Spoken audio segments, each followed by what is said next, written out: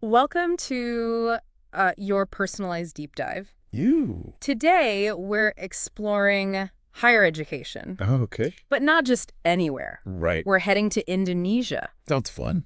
We're going to unpack this academic paper called Rethinking Higher Education in Indonesia, Why We Must Cultivate Analytical and Creative Thinking. Yes. This paper, written by Edmi, an associate professor at Universitas Prima Indonesia, Okay. really makes you think about what it means to be truly prepared for the future, no matter where you are in the world. Absolutely. Now, you might be wondering, Mm-hmm. why Indonesia? Right. Why should I care about their education system? Yeah. Well, whether you're fascinated by global education trends or curious about how different cultures approach learning or maybe even considering working abroad someday, this deep dive has something for you. It's all about understanding the skills that will matter most in the future and how different countries are preparing their students for a world that's constantly changing. Okay, so let's dive into this paper. It seems like Indonesian universities are really focused on getting students through the system efficiently. Like, high graduation rates are a big priority. Yeah. But is that the whole story? That's where it gets interesting. Okay. The author argues that this emphasis on efficiency might actually be a double-edged sword. Hmm. While it's great to have students graduating on time, are they truly equipped with the skills they need to thrive in the modern workforce? That's a good question. I mean, the world is changing so fast. What skills are we even talking about here? Are we just talking about coding and AI? Well, tech skills are definitely important, especially with fields like AI and big data growing so rapidly. Yeah. But what's fascinating is that the World Economic Forum also highlights skills like leadership and social influence as being crucial for the future. So it's not just about being tech savvy. It's about being able to lead, communicate, and work effectively with others. Yeah. These are skills that machines can't easily replicate. Exactly. And that's why the author of this paper is raising some important questions about whether Indonesian universities are striking the right balance. Mm-hmm. Are they prioritizing the skills that will truly matter in a future where technology and human ingenuity will need to work hand in hand? So the paper's argument is that analytical and creative thinking are these essential human skills, the kind that AI can't just take over. Right.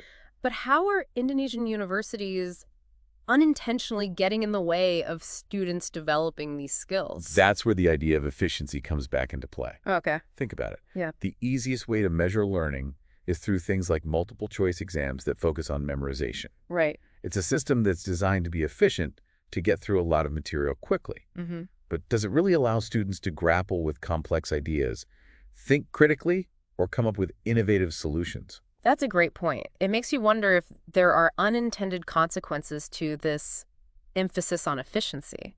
Are students being trained to simply check boxes rather than developing the deeper skills they'll need to navigate a world that's increasingly complex and unpredictable? Exactly. Okay. And the author brings up a thought-provoking question. Yeah. If universities are handing out diplomas, but not necessarily cultivating the right skills, what does that mean for the future of Indonesian graduates? Are they truly prepared to compete in the global job market, Right. or are they being set up for a rude awakening? It's almost like we're prioritizing the appearance of success, like getting those degrees over the substance of what it means to be truly educated and prepared for the future. Yeah, and the author highlights a fascinating anecdote to illustrate this point. He mentions an Indonesian official who once made this observation about cultural differences. Okay. In some countries, the official said, people are free to do anything except what is forbidden. Mm-hmm. Here in Indonesia, people avoid doing anything unless explicitly allowed. That's such an interesting contrast, and it makes you think, if that mindset extends to the classroom, could it be impacting students' willingness to take intellectual risks? Yeah. If they're constantly worried about breaking the rules or getting things wrong, are they really free to explore, experiment, and come up with truly innovative ideas? It's a question worth considering, and this brings us to another layer of the paper's argument. Okay. The connection between neuroscience and how we learn specifically how fear and anxiety can actually hinder our ability to think critically and creatively. Okay. I'm intrigued. How does neuroscience fit into all of this? Well, you've probably heard of the fight or flight response. Mm-hmm. When we sense danger, our brains release hormones like adrenaline and cortisol that prepare us to either confront the threat or run away. This response is controlled by a part of the brain called the limbic system, which is responsible for our emotions. Right. So when we're stressed or scared, our limbic system takes over. But how does that affect our ability to think? Here's the key. When the limbic system is in overdrive, it can actually hijack our prefrontal cortex, which is the part of the brain responsible for higher level thinking, including things like planning, problem solving, and creative thinking. So it's like our brains are wired to prioritize survival over deep thinking when we feel threatened. Exactly. Mm. Now imagine a classroom where students are constantly afraid of being wrong, of being judged, or of not measuring up. Right. Their limbic systems are likely to be on high alert, which means their prefrontal cortexes, the parts of their brains that are essential for creative problem solving, aren't able to function at their best. It's almost like trying to come up with a brilliant business idea while you're running from a tiger. Yeah. Your brain just isn't in the right mode. But how does this play out in a real classroom setting? Well, think about the classic fight or flight response in a classroom. The fight might be challenging an idea, asking a tough question, or offering a unique perspective. But if the student is feeling anxious or afraid, the more likely response is flight, which in this context often means silence. So instead of engaging in debate, asking thought-provoking questions, or proposing innovative solutions, they just stay quiet, afraid to stand out or risk being wrong. Exactly, and the author argues that this fear of being wrong is a silent killer of creativity and critical thinking. In many Indonesian classrooms, students may be graduating with high marks, Yeah. but are they truly developing the intellectual courage and agility they'll need to succeed in a world that demands more than just following the rules and providing the right answers? This is really making me think about my own education. I remember feeling so much pressure to get good grades. Yeah. But I don't know if I was always encouraged to really think for myself, to challenge assumptions, or to take intellectual risks. What about you? Did you ever feel that pressure to conform, to just give the right answer, even if it meant stifling your own curiosity or creativity? It's a common experience, and it speaks to the broader challenge that this paper highlights. How do we create learning environments that encourage not just rote learning, but also the development of those essential human skills, Right. critical thinking, creativity, and the courage to be wrong? Yeah, that's a great question. So, are there any solutions? Does this paper offer any ideas for how Indonesian universities, or any educational institution for that matter, can address this challenge? The author does offer some potential solutions, and it starts with shifting the focus from simply delivering information to creating a space where students feel empowered to actively participate in the learning process.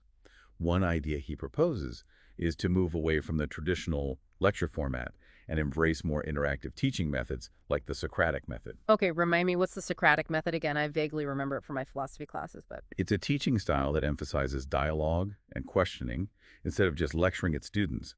The instructor guides them through a series of carefully crafted questions designed to help them uncover the answers for themselves. It's about stimulating critical thinking, challenging assumptions, and exploring different perspectives.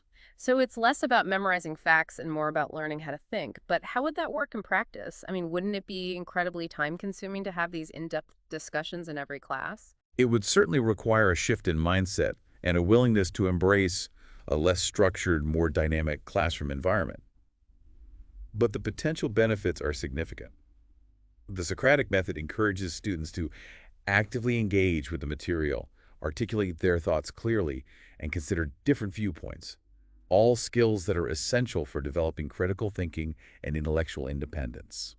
I can see how that would be incredibly valuable, especially in a world where information is so readily available. It's not just about knowing the answers anymore. It's about knowing how to ask the right questions, evaluate information critically, and come to your own conclusions.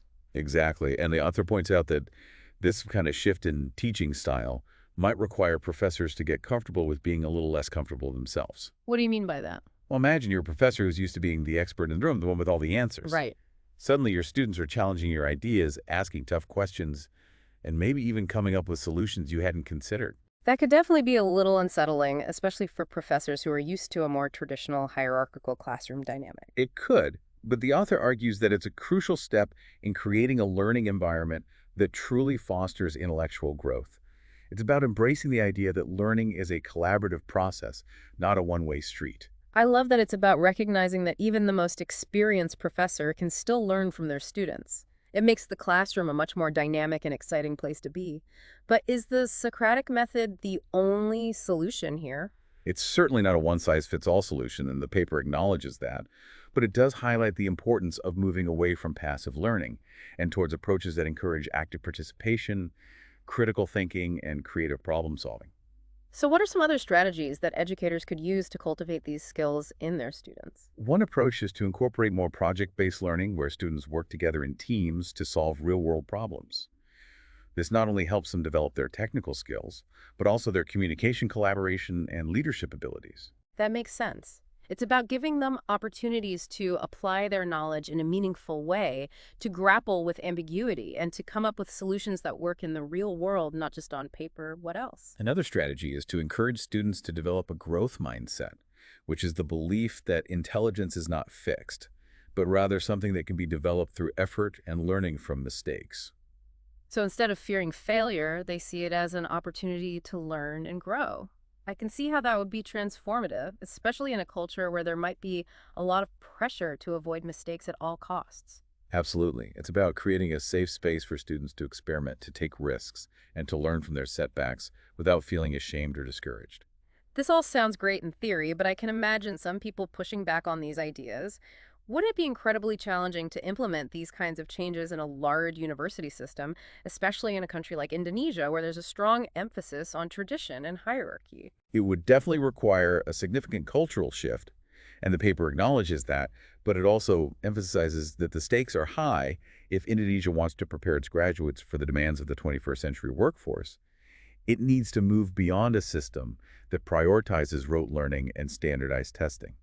So it's about finding a balance between efficiency and depth of learning, between tradition and innovation. Exactly. Right. And the author argues that it's a challenge worth tackling. The future of Indonesia's economy and its place in the global landscape may depend on its ability to cultivate a generation of graduates who are not just technically proficient, but also intellectually curious, adaptable, and capable of thinking creatively and critically.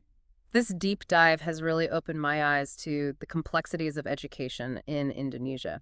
It's clear that there's no easy solution, but it's a conversation that needs to be happening. Absolutely. And while this paper focuses on Indonesia, the questions it raises are relevant to educators and policymakers around the world. How do we create learning environments that prepare students not just for the jobs of today, but for the challenges and opportunities of a future we can't yet fully imagine? It's a question worth pondering. So, what are your experiences with education? Have you encountered environments that nurtured your curiosity, encouraged you to think critically, or helped you develop your creative potential? And even more importantly, how can we contribute to creating those kinds of learning experiences for ourselves and for future generations? It feels like such a massive undertaking, changing an entire education system. Where do we even begin? Well, the author suggested it starts with small steps. Individual teachers can start incorporating more discussion and debate into their classrooms. Schools can experiment with project-based learning and interdisciplinary approaches. Okay. And universities can create spaces where students feel safe to challenge conventional thinking and explore unconventional ideas. So it's about fostering a culture of intellectual curiosity and risk-taking, not just at the institutional level, but also in individual classrooms and learning environments. But I'm curious, what about the role of technology in all of this? Could technology be part of the solution, or is it part of the problem? That's a great question. Technology can be a powerful tool for both good and bad. On the one hand, it can create distractions and reinforce passive learning. Yeah. Think about students scrolling through social media during class, Right. or relying on Google to provide quick answers, instead of engaging in deep thinking. Right. It's so easy to get sucked into the endless stream of information and entertainment online. It's like our attention spans are being constantly bombarded. Exactly, but technology can also be harnessed to create more engaging and interactive learning experiences. Okay. There are incredible educational apps and platforms that can personalize learning, provide real-time feedback, and connect students with resources and mentors from around the world. So it's not about rejecting technology altogether. It's about using it thoughtfully and strategically to enhance learning rather than hinder it. Precisely. And it's about teaching students how to be discerning consumers of information, how to evaluate sources critically, and how to use technology to create, innovate, and connect with others in meaningful ways. It sounds like a lot of responsibility falls on educators to guide students in navigating this complex digital landscape. It does, and the author emphasizes that professional development for teachers is crucial. Educators need to be equipped with the skills and knowledge to effectively integrate technology into their classrooms and to help students develop the digital literacy skills they need to thrive in a world that's increasingly reliant on technology. This has been such a thought-provoking deep dive. We've covered a lot of ground, from the potential pitfalls of prioritizing efficiency over depth of learning, to the role of fear and anxiety in stifling creativity, and the potential of technology to both enhance and hinder learning. And while our focus has been on Indonesia, the challenges and opportunities we've discussed are relevant to education systems around the world. Absolutely. This deep dive has really given me a lot to think about. What about you, listener? What resonated with you most? What are your hopes for the future of education, not just in Indonesia, but globally? How can we as individuals and communities create learning environments that foster both success and genuine intellectual growth? We'd love to hear your thoughts.